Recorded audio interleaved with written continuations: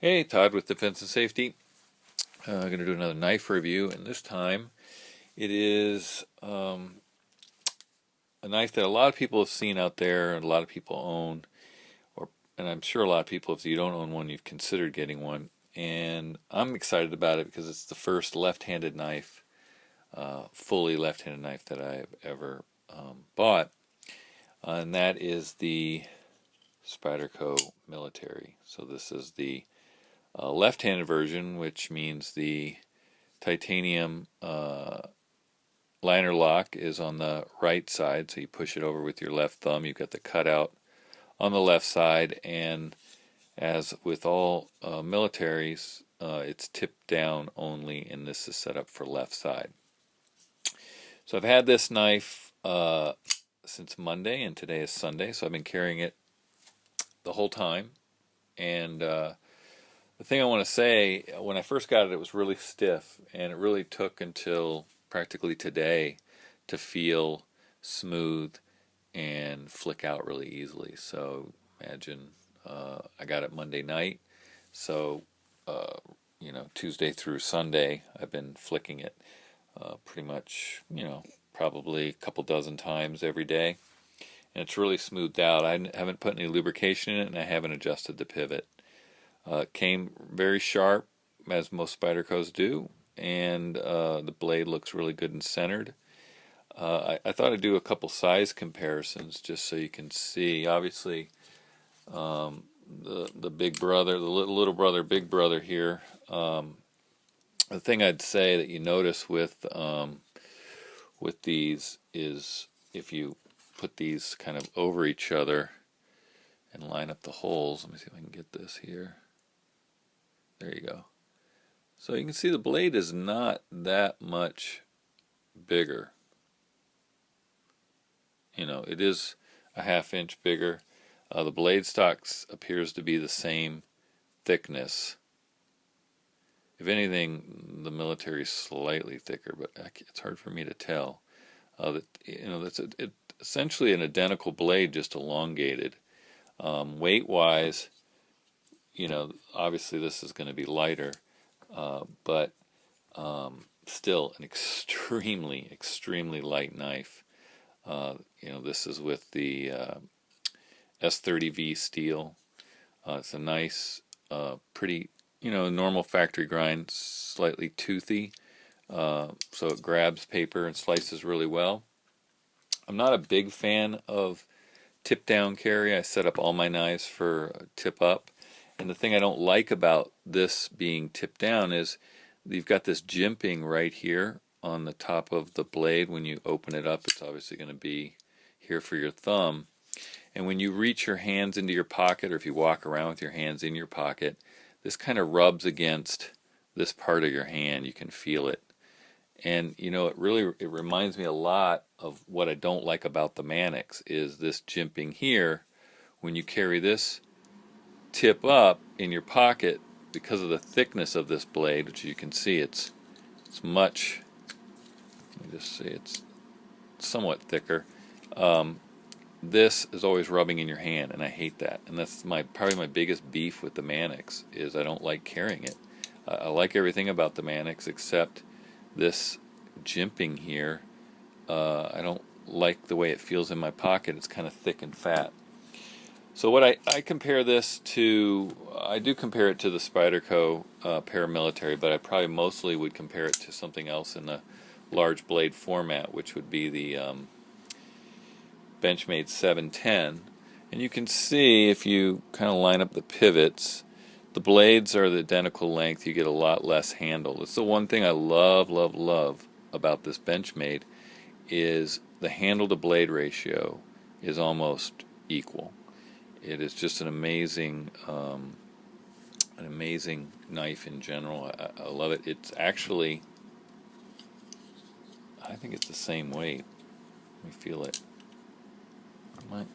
No, this is just a little heavier, but because it's got the steel liners. But it's just a great knife. The other knife I would compare it to that I would kind of put in the same category would be the Emerson CQC 15. So this is a slightly smaller blade, as you can see. The handle's a little bit smaller, not much. Thickness, the military is going to be a little thinner, and weight-wise, this is significantly heavier. And this, of course, is not a left-handed. Although Emerson does make left-handed knives. He does not make the CQC 15 left-handed. I think he makes the Commander and maybe a CQC 7. So anyway, I've been very happy with this knife. Like I said, I've been carrying it all week. I think one of the challenges with carrying a knife tip up and then switching to tip down is just remembering when you go to deploy the knife, it's a different method. So having that in your brain, you don't want to pull out a tip down carry knife and think that it's tip up or vice versa.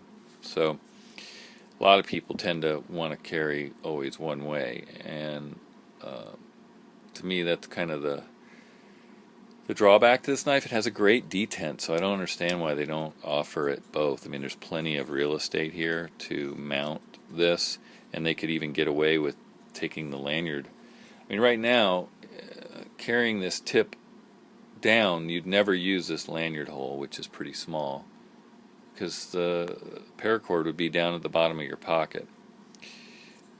But I'll tell you, this is a very smooth, really well-made knife. I mean, Spyderco is hands down my favorite knife, manufacturer.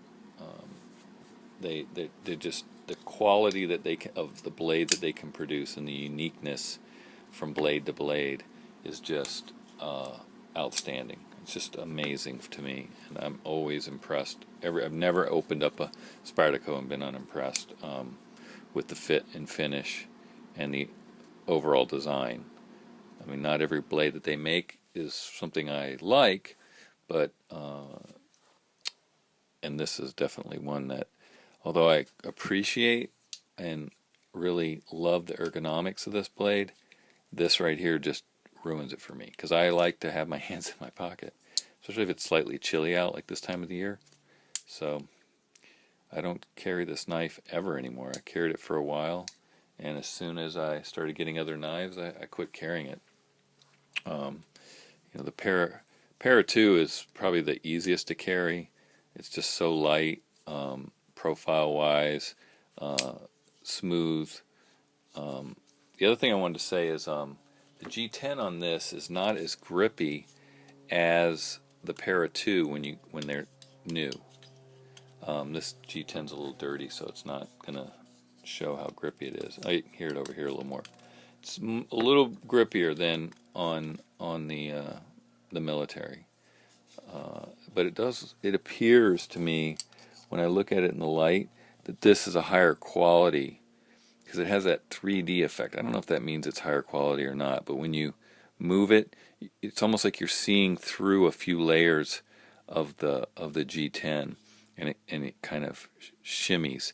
And I noticed that when I got the Emerson, even more so. The Emerson really has, it's probably not going to show up here, but it really has, shows how beautiful G10, it's probably the prettiest G10 I've ever seen was on the Emerson.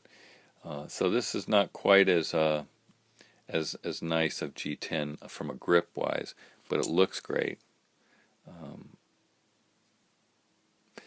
The only thing I wish is that they made more models in the left-handed version, because the real bummer here is that this is the only version I can get. I can't get a blacked out blade. I can't get different steel. But still, S30V is a great steel. It's great construction, and I'm happy with it. So that's my review of my new left-handed Spyderco Military. Thanks for watching.